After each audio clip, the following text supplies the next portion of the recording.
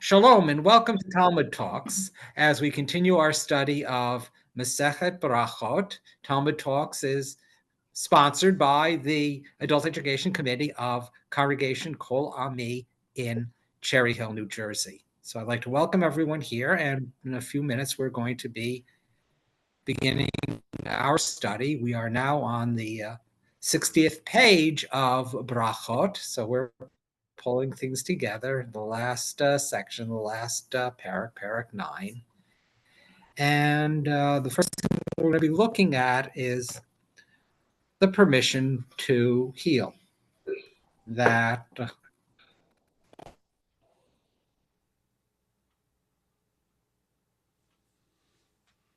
important Rabbi, you don't have a good connection. I know there's not much you can do. Have friends and members who are physicians. If we're not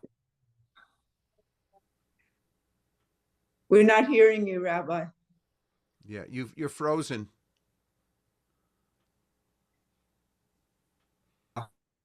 on ourselves. So the first thing on permit. Let me go into my share screen. Can you hear us, Rabbi? Well, you're not hearing me. No, I think the internet is bad up in Brooklyn. You keep on freezing. It is cold out. Yeah, it's freezing in Brooklyn. Oh, Rabbi.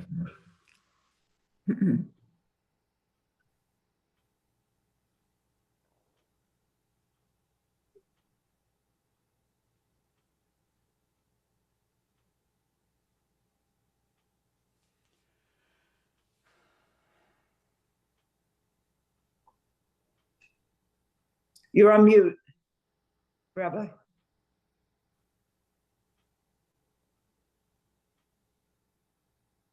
Still on mute. Okay. Now I'm unmuted. Is this better? Yes. Yep. Okay. So, I have a background here, I guess, of the Arava Valley. Sorry about that. So let me see if I can get into my screen share from here. And if not, I will send you to the text if you all have a phone. So I haven't really done this with my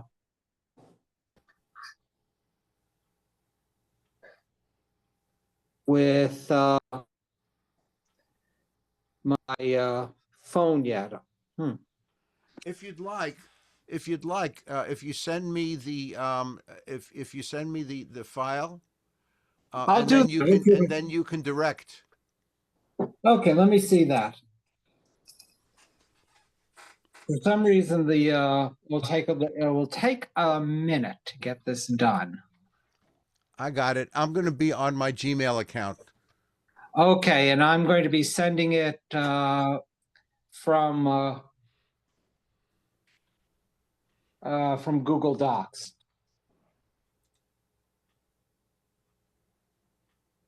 As soon as it wakes up. Okay. File. For those of you who are interested, you can get to Safaria, and it's going to be on Brachot 60A. So if you know how to navigate that.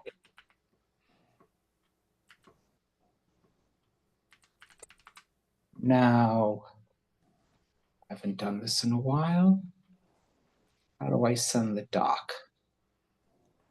Share. Yeah, if you share, I'll be able to, because I have obviously I have Google on all the Google stuff on my computer. Yeah. Oh, this is so frustrating.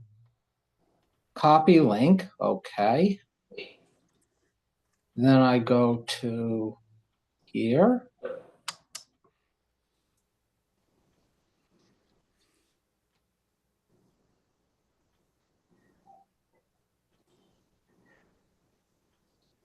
I don't know. You would think that in the greatest city in the world, there would be a quicker way of doing this. The issue in New York is all the buildings interfere with over-the-air internet. Allow.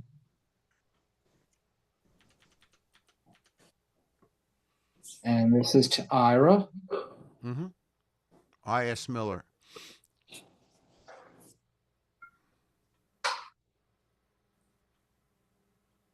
ismiller@gmail. Mm-hmm.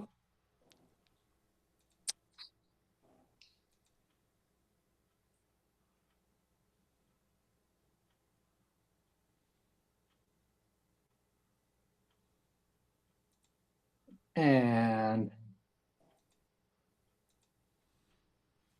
there's the link, and I'm going to send it. Hopefully it will come. You got it? It should take a second. Not yet. I'll wait for the next second. Okay. Not yet. I'm going to look at... That's the third second. there it is. You got it? Yep. I need access. Request access. So you have to give me access. Okay. So I'm going to request access. There it is. And let's see if I can do that easily.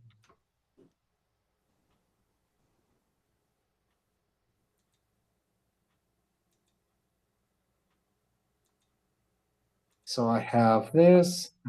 Where are they going to ask me to give you access? You should see it in your email probably. Okay.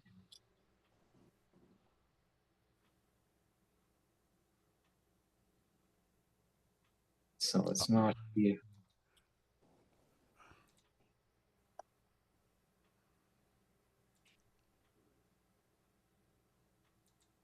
I'm going to start screaming. No, it isn't there.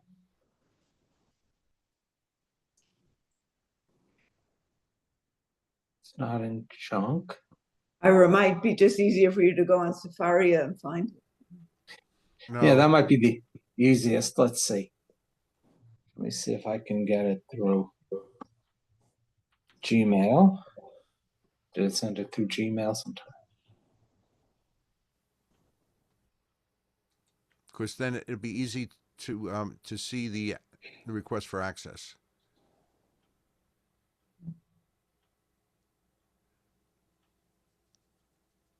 It's Barachot 60A. 60A. 60A. Okay, I think I have it. I see it. Yeah.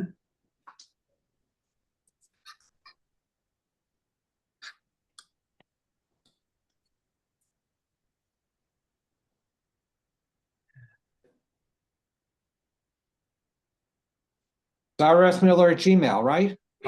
No, IS. No, not the full name, just IS Miller. IS Miller. Yep. Okay. Okay. IS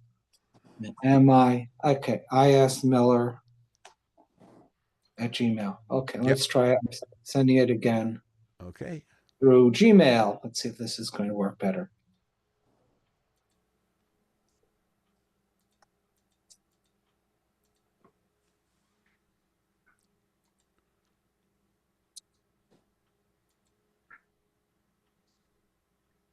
And then it says share. It Yes. should be up. I think I shared it, didn't I?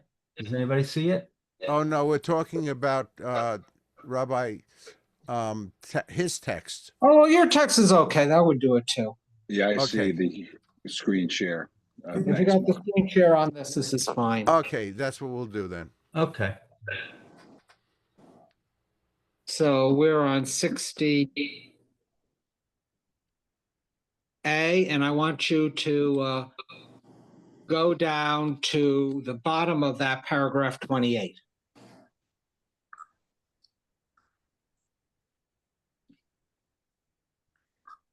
You can see the little paragraphs on the right, numbers on the right side next to the Hebrew. Oh, on 28. Yes. All right, we're getting there. Oh, I think something just came over. Okay. Oh, Yeah. I got it. oh, you got it. So, Yeah, so I'll be able to open this up in a second. but we'll Okay. start. And yeah, and as soon as I'll steal the share as soon as this is open. Okay. We're going to begin with medical care. So it is Rav Acha is going to be talking to us. And what does Rav Acha say? I need someone to do me a favor and start reading. As Rav Acha said, one who enters to let blood says, Sorry about that. There okay, it is. may it be your will, Adonai my God, that this enterprise be for healing and that you should heal me. As you are a faithful God of healing and your healing is truth, because it is not the way of people to heal, they have become accustomed. Rav Okay. Acha is saying that people should not practice medicine as they lack the ability to heal. Rather, healing should be left to God. Okay, so we're starting off with Rav Acha. So what is the situation? They're going in for a common medical procedure in the 5th century, and that is bloodletting. So you're going to the physician for a treatment. And you want to say, Hiratzon milfanech Adonai Elohai, sheyeh esak zeh li l'refuah.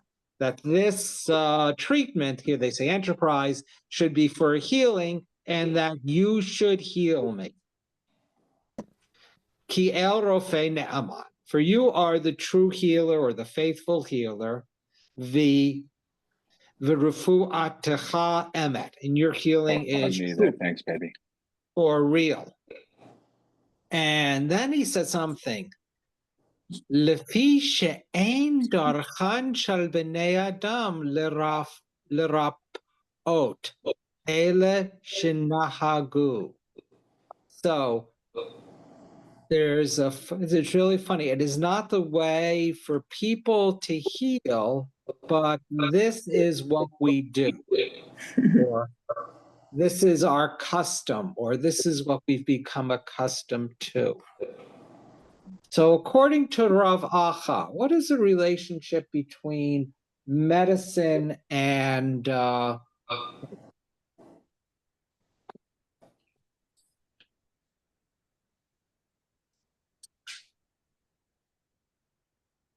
is he really saying that people should not practice medicine? Or is he saying something a little more subtle?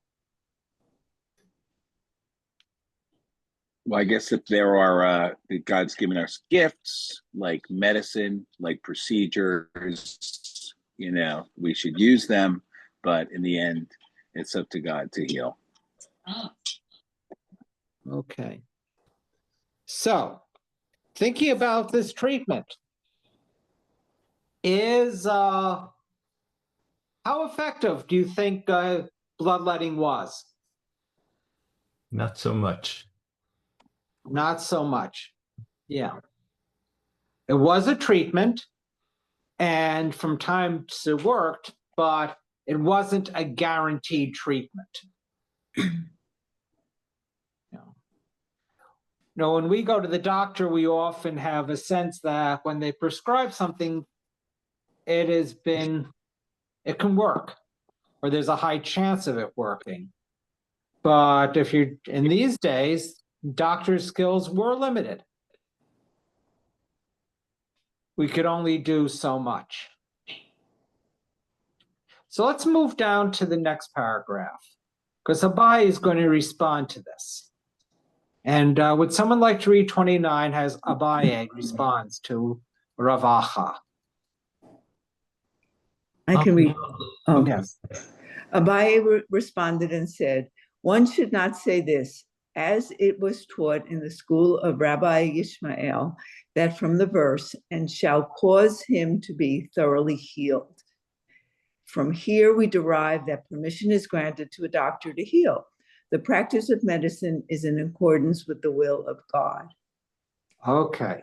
So we have Rav Acha saying one thing. What is what Abaye is saying, according to the interpretation of the school of Rabbi Yishmael? And remember, the school of Rabbi Ishmael, the interpretations are very more literal than, let's say, the school of Rabbi Akiva, which are going to be more midrash, more mystical, more interpretive. So, do you know it's like what I was saying before, that God gives us the tools, gave us the permission to heal. Yes. Well, this is even more than the permission. So the verse, are you familiar with this verse? Rapo yirape, and shall cause him to be thoroughly healed. So this is in a situation, it's in the book of Exodus, and it's part of the law in the covenant code, and it is dealing with damages. And if let's say I accidentally or purposely injure someone, I can be sued.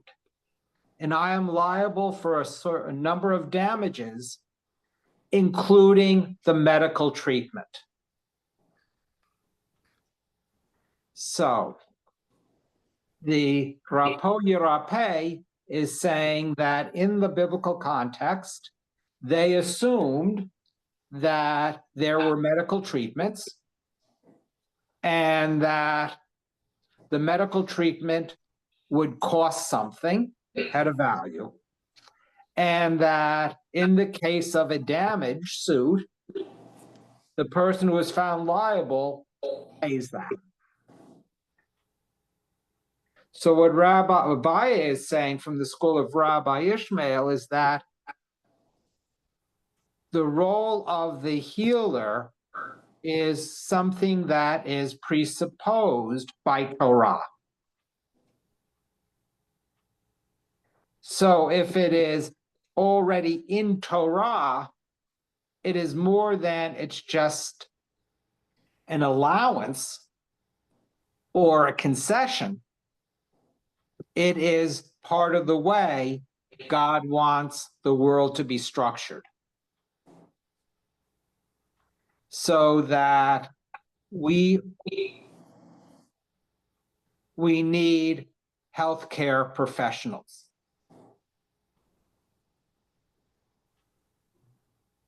That's what part of an organized society should have. So to be a healthcare professional, you're part of the divine order, so to speak. So it's more than just an allowance. It's more than just permission. It is part of the divine project.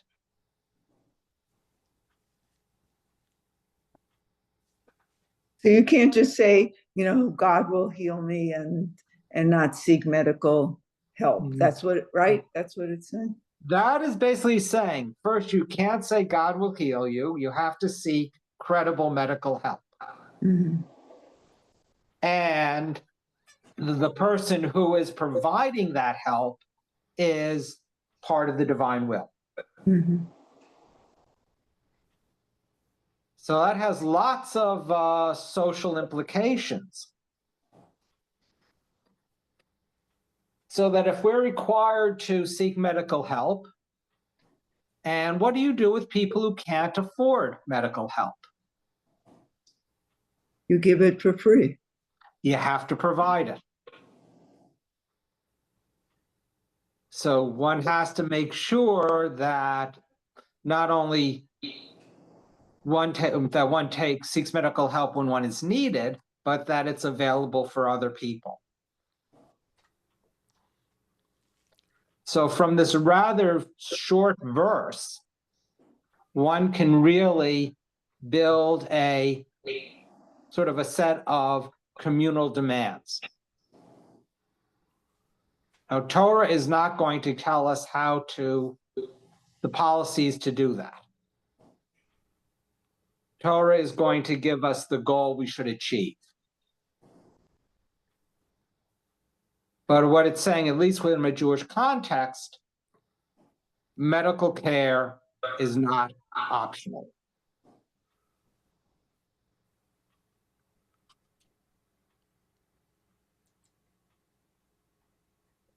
So then Abaye's Acha is not given up so easy. So what does it say here? Number 30. As for bloodletting, the Gemara asks, when one stands after having let blood, what does he say? Rav Aha says he recites in gratitude, blessed who heals without payment. That is God. It is God. So Rav Aha is not given up so easy. And he's saying, yes, no, people can cure. Okay, I'm accepting the fact that, doctors are part of, or medical care is part of Torah, and one is supposed to seek this. However, it's still in God's hands. And whatever the doctors and nurses and therapists and technicians do, there's still a divine, getting healed is still part of God's blessing. And unlike the others, there's no payment.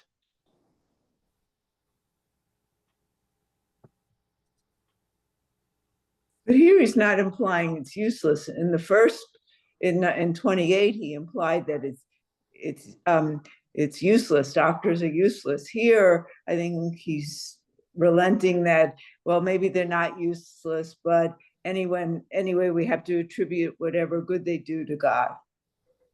Is that true or not? Yeah, I think there's a move here. Mm-hmm. And the move, there is that shift. And that shift is an important one. So we usually don't get a dialogue in Talmud. We don't usually see, two people going back, but Rav Acha says, yeah, it's useless. Abai says, no, you're wrong. It's not useless. This is what the Torah wants. And Acha is saying, or at least the way it's structured here, okay, you're right, but you should still thank God. God is still involved. So before we move to the next text, let's, and does anyone else have something that they'd like to add?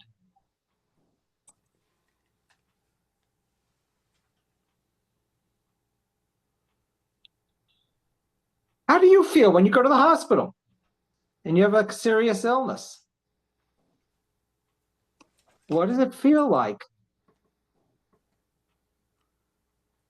Well, you feel your life is in the hands of the medical professionals, and you don't want to think that they're not going to be able to help you. Yeah. You hope your doctor was in the top quarter of his class. Right. That's right.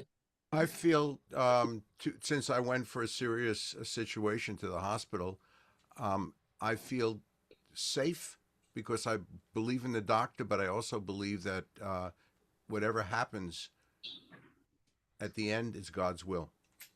Yeah.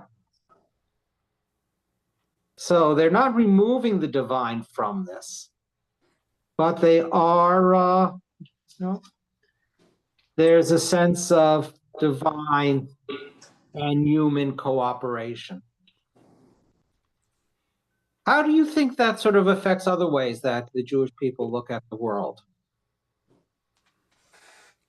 And what does this tell us about the relationship between God and people?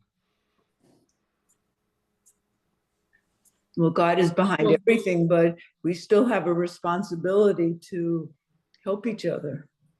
Yeah. What else? Can you push that a little further?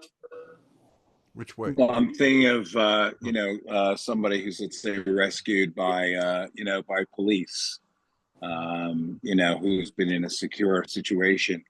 Yeah. So, it's kind of a parallel that, basically folks have been given, that power and that blessing, but it's through, spiritual powers. It's through God. Yeah. I think what I'm getting from this is that there is a partnership in this world. We are in a relationship with God, with the divine, and that we're not in competition, we're working together for the common goal. Or perhaps, if you like this, God sets the goals and we execute them. So Torah sets the program, or God sets the program, and we have to enforce it. So it's up to us to make it work. This is part I think we studied the story of the snake-like oven with Rabbi Eliezer, and it comes out with the line "Lo b'shamayim," that Torah is not in heaven. It's up to us to interpret it. Yeah. So we're in a cooperative thing. Ira, I sent you another text. Yeah, I'm going to stop sharing for a second so I can bring it down. Okay. Yeah, I just saw it. Where is it? I don't know how far we'll get through this one, but this is a really interesting and important text, and it's something that is playing out in Jewish life every day. It is from Barachot. It's the beginning of the second side of the page, 60b, and it's called Everyday Blessings. So things that people say blessings with all the time. The first blessing, before Ira pulled it up, it deals with blessings before and after using the restroom, the bathroom. The word here is Beit HaKisei, polite way of saying it. Kisei, as you may know, is the Hebrew word for chair. Or throne would be another word. So Beit HaKisei means throne room. And that's a euphemism, actually, that we sometimes use in English. I can think of lots of terms that we use for the commode, also a euphemism. So we have a blessing before and a blessing afterwards. So what is the blessing before? You wake up in the morning and you gotta go. So would someone like to read the blessing that you say when you got to go? One who enters a bathroom says to the angels who accompany him at all times, "Be honored, honorable holy ones, servants of the one on high. Give honor to the God of Israel. Leave me until I enter and do my will and come back to you."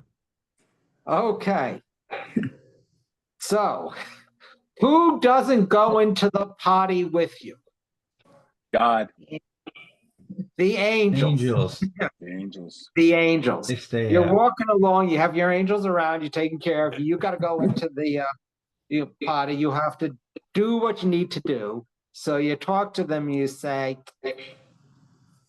take some time off. Tenu kavod le'Elohei Yisrael. Give honor to the God of Israel. And see you later. See you later, basically. So when you're in the potty, it's you alone. So it's a dangerous place. And there will be discussions later. I don't know if we're going to go through it when we go through the large about a page and a half, or a daf and an amud and a half, a column and a half, which talks about basically defecation, but it's a scary place. So you're there alone. So Abaye, our friend, says, okay, you shouldn't say this. Want to continue? Sure. A person should not say this lest they abandon him and go. Rather, he should say, guard me, help me, support me, wait for me until I enter and come out, as this is what people do. Okay. So here we have a change. The first one is, I'll take care of this myself. See you later. Abaye says, no, he has something, and it's a funny prayer. What does it seem more like?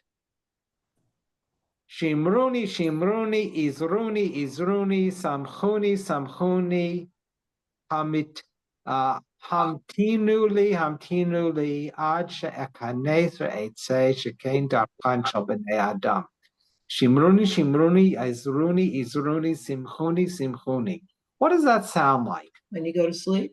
Sounds like it goes to sleep, but is it a prayer or it sounds It's to me like more pleading. It's really What? like pleading with the angels. It's pleading, yeah. It's like poetry. It is like poetry. To me, it sounds almost like magic, like an incantation. Both the repetition of the words and the rhythm. So the rhythm is poetic. Shimruni, Shimruni, Izruni, Izruni, Simchoni, Simchoni. Now that it's not, he's evoking something. Guard me, help me, hold me, hold me. So he's recognizing that there's something dangerous about going into the potty. And it's also something that the angels would have no knowledge of. That's right. Why not? Because they're angels and not people. That's right. And we remind them of that. Shechein darchan shel b'nei Adam. Because only people have to poop. Angels, as you know, are incorporeal. That is, they don't have bodies. They are made of only two substances, air and fire. Rather, we, unlike us, we're made of air, fire, air, water, and earth. So when we leave, this is something you should know. Would someone like to read one when we leave? I would like to. Oh, go ahead. Yeah, please. Upon exiting, one says, Blessed who formed a person in wisdom and created in him many orifices and cavities. It is revealed and known before the throne of your glory that were one of them to be ruptured or blocked, it would be impossible to survive and stand before you. I have a lot of problems with this. And the problem I have with this is because when I wake up, that's one of my wake-up prayers, and that's before I poop. So am I doing something wrong? Okay, it's also a wake-up prayer. It is part of the wake-up prayer, part of the morning prayers. I can tell a funny joke about this, but I'll save it for some other time. About doing doing your business, So there's some old Jewish guy who says, "Oh gosh," and I wake up every morning. I pee like a racehorse. Everyone says, "Oh well, I poop like a pig." Third guy says, "Well, I pee like a racehorse. I poop like a pig, but I wake up an hour later." So something like that. Yes. That was really the short version. I could do better. No, it's fine. But no, this is a basic prayer. We have two basic prayers in the morning. After we would rise, we'd say Borchi Nafshi. We say Modeh Ani. Then you'll walk and wash your hands and say Al Natilat Yadayim. And then you say this blessing over the physical body. And then you say another blessing, Elohai Nishamash, Shanatata Bi, the soul that you have given me. So this is thanking God for the physical. It is a really powerful prayer. And when I was doing hospital visits, I would often teach people this prayer because sometimes when we're in the hospital, we're really more aware of the limitations of our body. And we really know that, when in us we have tubes and things, orifices and cavities, and if one is broken inappropriately or one is stopped inappropriately, we are, here it says, it's impossible to stand before you. But another way of saying it is we're Alphen Gehakturis, we are in big trouble. So that the working of the body is in some way miraculous. And then how do you end the prayer? Matai chatem. Every blessing has a chatimah. That would be the sealing blessing. It usually is Baruch Atah Adonai, and then putting something in. So our chatimah, let's say for the chatimah for one of the blessings before the Shema, would be Hama'ariv Aravim, or causes the evening to come. The second one ends with Ohev Amo Yisrael. That's the one blessing after the Shema, the one in which we have Mikamocha, ends with Ga'al Yisrael, Redeemer of Israel. And this one ends with Rofei Choli. So you wake up or you go to the potty, do your business, and you recite this. Sometimes you can see, we're in Brooklyn now, and they have lots of kosher restaurants. And outside the restroom, you'll have a wash station. You'll have one the wash station. You'll have the blessings for washing your hands, but you also often have on the wall this blessing. So you remind you to recite it after you leave the restroom. Can you say this blessing within the restroom? No, you're not supposed to, because you're not supposed to pray where there is human poop. Probably at home, if you just flush and put the toilet seat down, you'll be okay. Remember, in these days, they did not have flush toilets. So they didn't have outhouses. I mean, they might have just gone in the woods. You would go in the outhouse. Yeah. You would go in the woods, because they also had to defecate outside, and we're not going to go through that in depth, but they do discuss that in this part of the Talmud. What do you do? How far away do you have to be? Which way do you face or not face? Those are all important, but it is, you need to remove yourself from dirty places, because human waste is considered impure, tameh. So we continue. So let me go on. Shmuel says he's going to add this. Abba wanted to add something else. What did Abba want to add? He said, Abba alma Rav Shmuel said, Abba has rendered everyone sick. Rather, one should say, healer of all flesh, Rofei Kol Basar. Rav Sheshet says, no, I don't like that one. I want to add for my Chatima, Mafli La'asot, who performs wondrous deeds. So Shmuel is saying, you feel so good after you go, it's like you're healed. And Rav Sheshet said, it's such a miracle that I could go.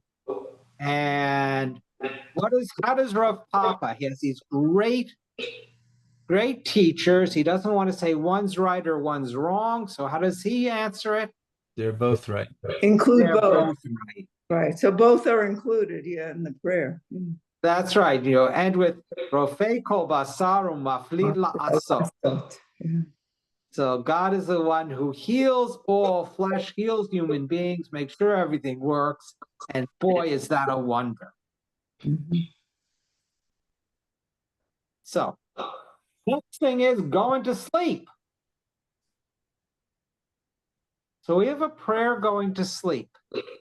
We call it today Kriyat Shema Sha'al Hamita, the recitation of the Shema while one is on one's bed.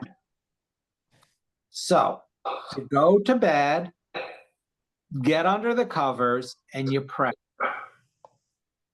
Now, this is a really interesting thing because it is a private prayer. What do you think people wore when they went to sleep in those days? Nothing. Nothing. So this is a prayer. That's right. I mean, that's interesting. This is we think you got to be dressed for prayer, but no, they are in bed, sort of as God does, as they were first born, like Adam and Eve. And you can even have a man, a husband and wife would be in bed together. So, but this is it. So would someone like to start reading number 3? I'll continue. The Gemara proceeds to cite additional blessings recited as part of one's daily routine. One who enters to sleep on his bed recites a Shema in his bed, from Shema Yisrael to V'yafta im Shemoah, second paragraph of the Shema. Okay, so you recite the first 2 paragraphs of the Shema. You say Shema V'yafta v'haya im Shemoah. You don't say the 3rd paragraph, which has to do with putting on seat. Why don't you say the 3rd paragraph? Because the seat are part of your outer garment. It has to do with being dressed. And you're not dressed. And you're not dressed. That's how I know they were probably sleeping in the all together. So, would you start like reading the additional part? After you recite the Shema, V'yahafta, and V'haya im Shemoah, what Then does one say? recites, Blessed, who makes the bands of sleep fall upon my eyes and slumber upon my eyelids, and illuminates the pupil of the eye. Maybe your will, Adonai, my God, that you make me lie down in peace and give me my portion in your Torah, and accustom me to mitzvot. And do not accustom me to transgression. Lead me not into error, nor into iniquity, nor into temptation, nor into disgrace. May the good inclination have dominion over me, and may the evil inclination not have dominion over me. Save me from an evil mishap. Okay, we'll stop there. Well, we can finish the prayer. Save me from evil mishap and evil diseases. There we go. Yeah. And evil diseases. Let neither bad dreams nor troubling thoughts disturb me. May my bed be flawless before you, that my progeny should not be flawed. Enlighten my eyes in the morning, lest I sleep the sleep of death, never to awaken. Blessed art you, O Lord, who gives light to the whole world in his glory. Okay, so this, may my bed be flawless before you, this interpretation that my progeny should not be flawed, that could also mean I don't want to have sex dreams. I mean, that's what it might mean. I don't want to have sex dreams and have, from a God point of view, a nocturnal emission, at which point I will be tameh, my bed will be tameh, I have to go through a purification process. It's a pain in the ass, pardon me, pain in the neck. And that's what it's saying. What is nice about this prayer? How is we haven't seen prayers like this since the beginning of brachot.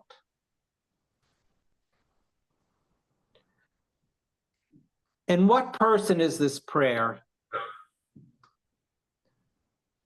First person. First person singular.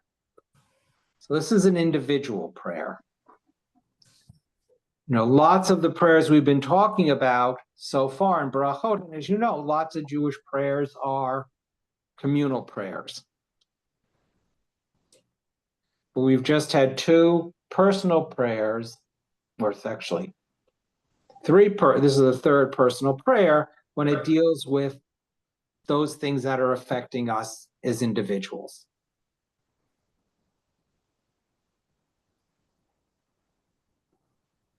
So,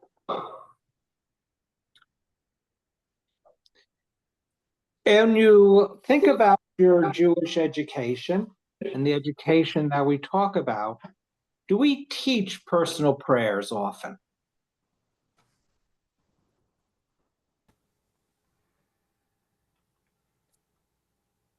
Do you think lots of Jewish people, let's say particularly Reformed Jewish people, are comfortable in personal prayer? Not really. Communal prayer, but not personal. Not personal. We don't get a lot of that emphasis for personal prayer. I grew up always feeling it was okay to pray by myself. I mean, I went to Orthodox yeshivas, and it was okay to, well, maybe because I was a girl, it was okay to pray by myself. Okay, I think it's nice that you mentioned you went to Orthodox yeshivas. Rabbi Cindy has her hand raised. Okay, Cindy, yeah. I can't see anyone. Hi, Rabbi. A couple things were striking me about this. In addition to your question about the personal prayer, I find Yeah. that most Christians are more comfortable with the personal prayer than Jewish people. Although during services there is that silent prayer that gives us the opportunity for that. And also what was striking about that prayer that we just read was that it paralleled a little bit of the Lord's Prayer, and I wonder if that came from like Yom Kippur, where if you don't wake up, you're kind of a clean slate. Wow, you made a couple of important points. Let me go to the middle one. The two middle ones. One, yes, the prayer that we say at the end of the Amidah, Elohai Nitzur, God protect me from evil. That is part of, we saw that prayer already, well, probably 2 years ago. It's a series of short prayers, Tefillah Ketzirah, that appear in the brachot. And it seems that the prayer that we know is Our Father, sometimes called the Lord's Prayer in Protestant circles, can be understood in this as another one of these prayers. This prayer here is also a Tefillah Ketzerah, a short personal prayer. People or scholars seem to think that the personal prayers when they first started were more impromptu, that a sage would teach his disciples know a prayer. They say, we need a prayer. So he would impromptu give a prayer, and the prayers would share a number of common themes.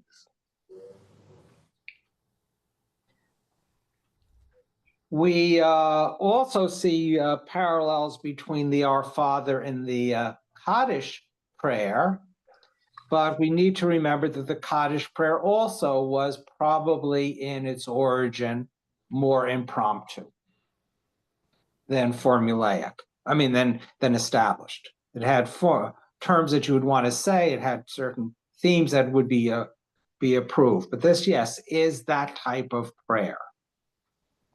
So that's a really good observation.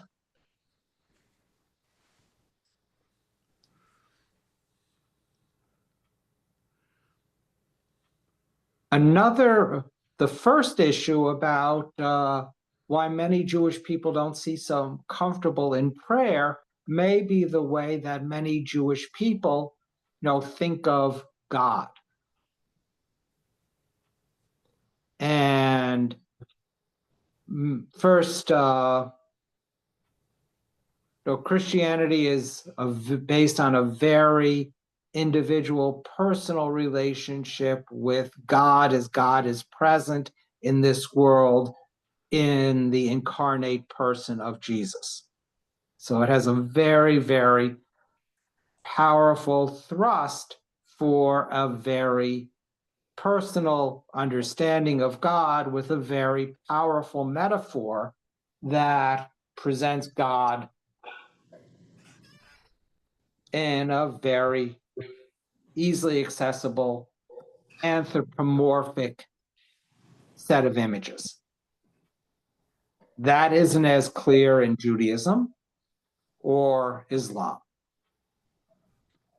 Many Jewish people often have a more abstract notion of God and don't have that same sense of God working with us as individuals, but perhaps God providing guidance, as I just mentioned. God sets the goals, and we have to execute them. Or God is more remote. God is the source of goodness. There are many more abstract views of God, and those abstract views of the divine are often very popular, particularly in Jewish religious circles that are not Orthodox. And think about our prayer book. We don't have that many prayers that talk about God in the God's most immanent sense. That doesn't mean people don't have that. So I think that might be part of the issue as well.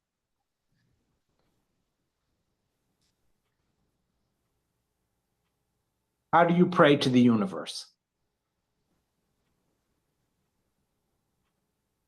But generally what I think is, that within the Jewish tradition, we are expected to hold, yes, God is both intimate and God is both abstract. And there are times that we're going to understand the divine in that most intimate sense. And there are times that we're going to understand the divine in the most abstract sense. And we don't have to reconcile it.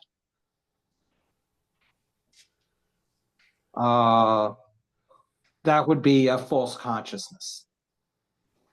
That we have this understanding of the divine that we need to use to help us be good human beings, and we need to access whatever image, whatever metaphor, whatever idea is useful at that moment, with the understanding that any human conception of the divine is inadequate.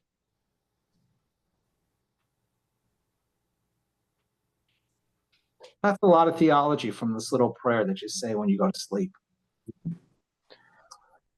But they're nice things. What are some of the themes? First, this is a good one. The beginning. Blessed who makes the bands of sleep fall upon my eyes. I don't know if you're an insomniac, that's pretty much a blessing. And you want to go down to sleep. You want to go in. So the next one is we want peace, Torah, and mitzvot. 3 very powerful Jewish themes.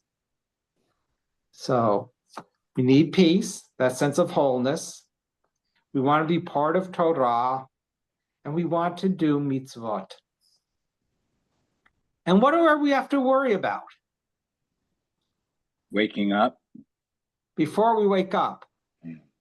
The translation here is funny. Do not accustom me to transgression. Lead me not to error, nor into iniquity, nor into temptation, nor into disgrace. But if you look at the Hebrew, does anyone know the Hebrew? Can read the Hebrew? Al targileni, do not make it regil. Do not make it my custom to enter lidei avera. That's from the Hebrew word hand, yad, into the hands of sin, into the hands of error, into the hands of iniquity, into the hands of temptation, into the hands of disgrace. What does this idea of being put into the hands of something mean? Sounds like you don't have control over it. Yes. That in some way they're an external force. Rabbi, I think it has something to do with the fact that the hands are there's so much that we do with our hands. We can steal with our hands. We can sign illegal contracts with our hands. We can do lots of things with our hands, that they're sort of the executors of some of these bad thoughts we're thinking about. Yeah, that's a helpful way of looking at it. But I'm going I to push you a also different think way. that the hands, well, if I may, that Yeah. for me, the hands of means that there is a higher force than humans, and it could be evil as well as good. Good. I think that's where you're going. When I say, do not deliver me to the hands of my enemies, what does that mean? Under their influence is another way of. That's right. So we have these things, I think, that avera, chet, avon, niseon, bisayon, transgression, error, iniquity, temptation, have some type of reality out there, just like we have our angels that have reality out there. So this goes to their sense of psychology. These are not we're not functioning.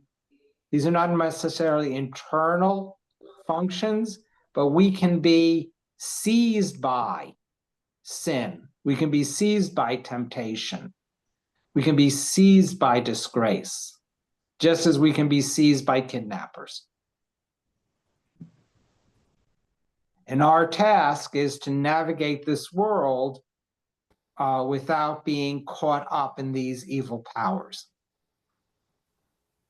So there's a sense, this is sort of cast in almost a demonic sense.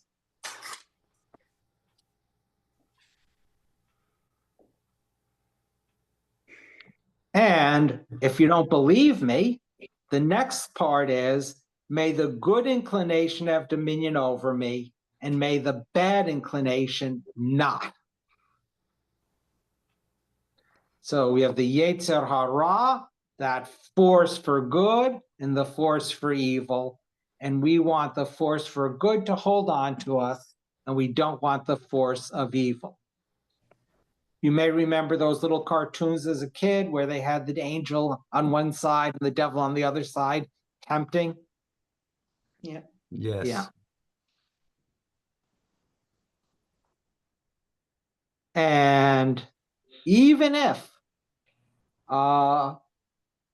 you're avoiding the evil inclination and all those evil demonic forces, you can still have shlemazel. You can still have bad luck. So, pegara, an evil mishap or an evil disease, that's not, those things just happen in this world. Accidents happen. People get sick. That has nothing to do with falling into the dominion of evil or being blessed and being protected by good. Those are just things that happen, just as those sex dreams that happen when I'm not thinking about it. I can control my mind walking around. I don't have to look at I'm going to take it from a male position, look at every cute girl that goes by and start whistling and lusting. I don't have to do that. But when I'm asleep, I don't have control over my consciousness. So I can think about stealing. I can think about all those hidden lusts because I can't control that. So we have avoiding demonic possession, being ruled by the good, and being protected from those things that happen in the world because they just happen. the unpredictability.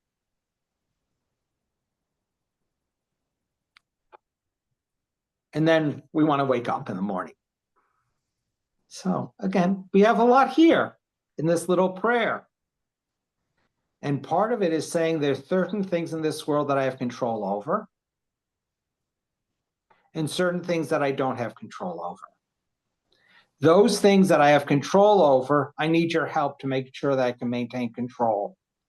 And those things that I don't have control over, I'm subject to you. And when we wake up, this is the other one that Jerry mentioned, so we'll read this and then we'll end. So would someone like to read the wake-up prayer? So we now would say this. This is number 4.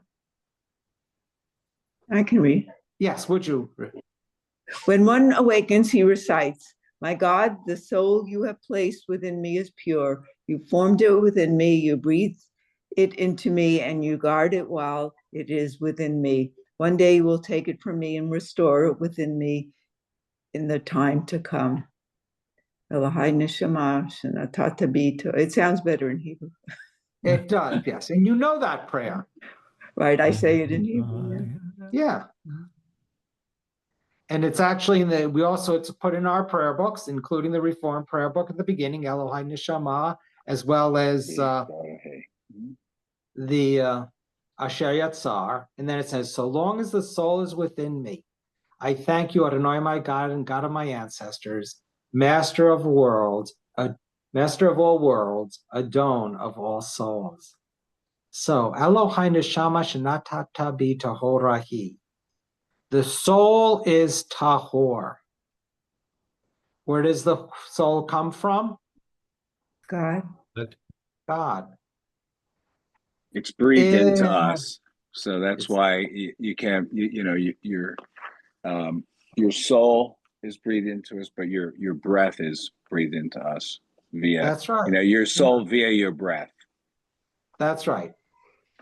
So that gets an understanding of that life is seen as if a cardiorespiratory function was working, because that you could feel. We could feel the breath, we can feel the blood. So that's a really powerful thing. So the next thing is, one day you will take it from me. So with the acknowledgement that we are going to die. Now there's another statement. Uhahatzirabi la'atid lavo, and restore it within me in the time to come. So there's a sense that this is a reference to resurrection or to some type of continued existence.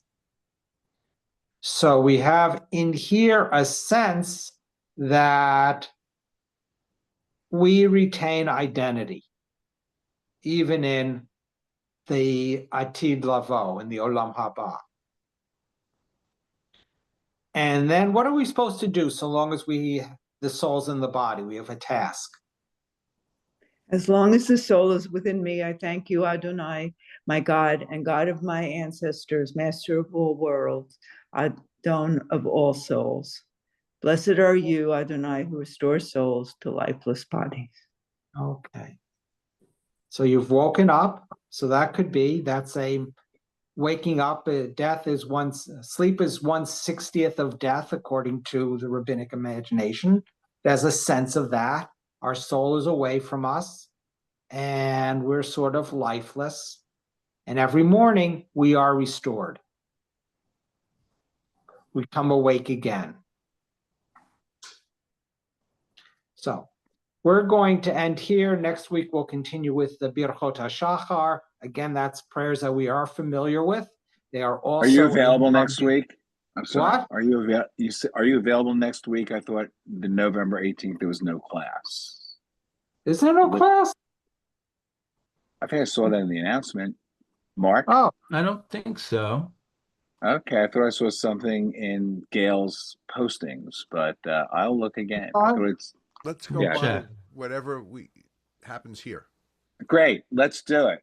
Yeah. Okay, See you we next will be week. here, and Sorry. I will. Okay. Maybe Ira, if you talk to Gail, you can just remind her. But we're going to be here next week with the Birchot HaShachar. I want to Okay. thank everyone for coming. I'm sorry about the technical mishaps here. That's always frustrating. I have to say the screen that I have behind me is prettier than Brooklyn. Brooklyn is nice, but this looking over. No, I think this is not the Arva. I think this is the It's prettier than Brooklyn. Yeah, but it's not Brooklyn. No, I think it is the Arava. And I don't see want to wish trees. At everyone least there's a tree in Brooklyn. A tree grows in Brooklyn. I don't see any Yeah. a trees. lot of trees, very few trees in the Arava Valley. I want to wish everyone all the best. Thank you so very much for joining me for Talmud Talks. We got to, I think, some interesting stuff, and that there are a lot of sort of deeper theological and spiritual issues that are built into our daily prayers. They are more than routine. So I'll see everyone, God willing, next week. Thank you, And Rabbi. thank you again. And Thank sei you. gesund. Thank you. you. Thank you, Rabbi. Bye. Thank you.